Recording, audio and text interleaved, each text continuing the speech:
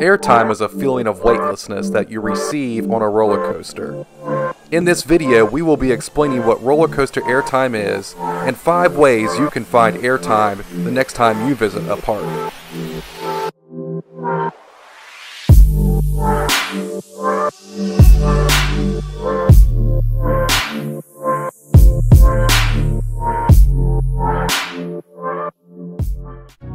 The first and most noticeable place you can find airtime is floater airtime from a camelback. These camelbacks are large and can be seen from the parking lot in typical parks.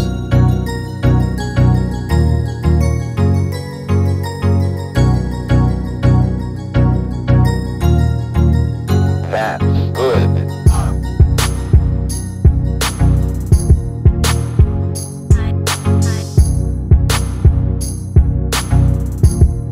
When you see hills like this and trains just cresting over the tops of the hill, you can pretty much guarantee that that roller coaster will provide some floater airtime. The best type of floater airtime is what's called sustained floater, where the floater airtime is just drawn out over a longer period of time because the hill's a little bit longer. One thing to know about airtime is that the restraints matter.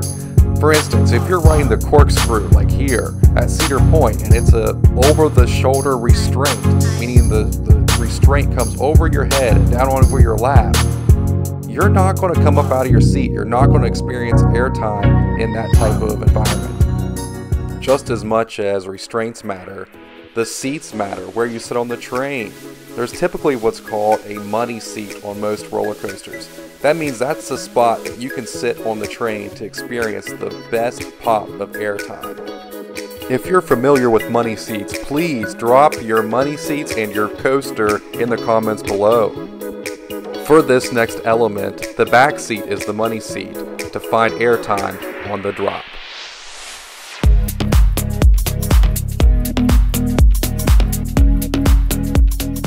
The reason the back seat is so important on the drop is because instead of being hung over the front of the drop like the front seat provides, you get whipped over the top from the weight of the train as it crests over the hill. So you can't really see the bottom of the hill, it just whips you over the top and then you come up out of your seat for that airtime.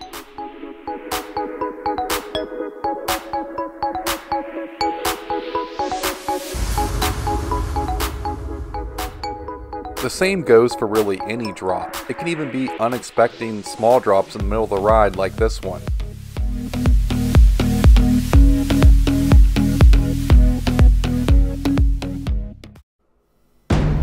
At the beginning of this video, we defined airtime as leaving your seat, a feeling of weightlessness.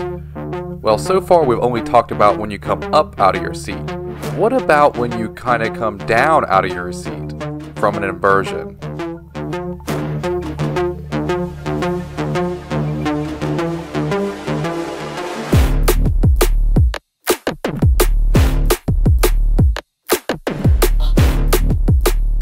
There is a tricky part to finding airtime in an element. It usually has a money seat involved. So once again, share those money seats with us in the comments so we can all experience it. Usually these inversions like zero-G rolls, corkscrews, loops kind of seem to go better when they're slower and you're sitting in the middle to the front of the train. This is important because if you're sitting in the back, you're going to get pulled quickly out of the inversion, therefore minimizing your hang time.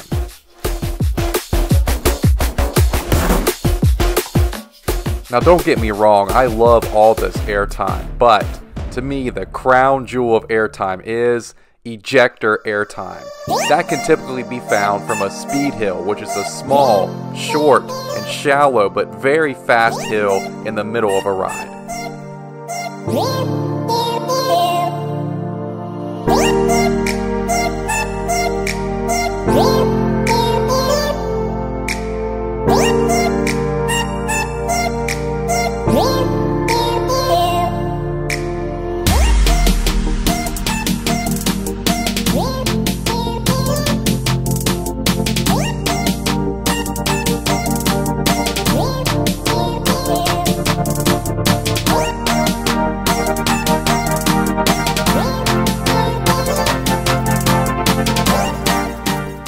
Ejector Airtime hills can typically be associated with the end of the ride, and sometimes can be like the grand finale, which you see on like Superman the Ride and Magnum XL 200.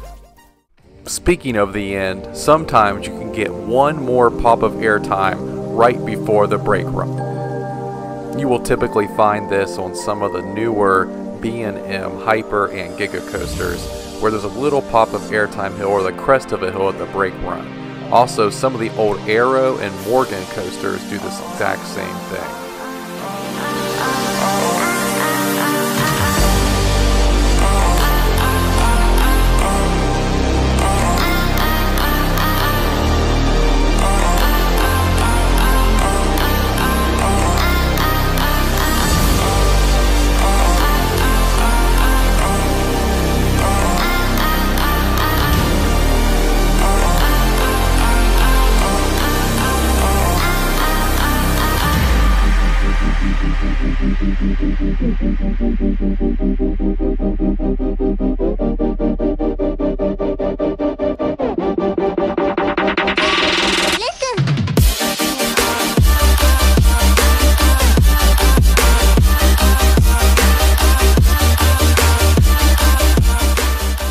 I hope you were able to learn something from today's video. That way you can have a better experience and find some airtime on your next roller coaster. If you enjoyed this video, please support us by hitting that like button or the subscribe button. That way you can be in on more of our roller coaster action.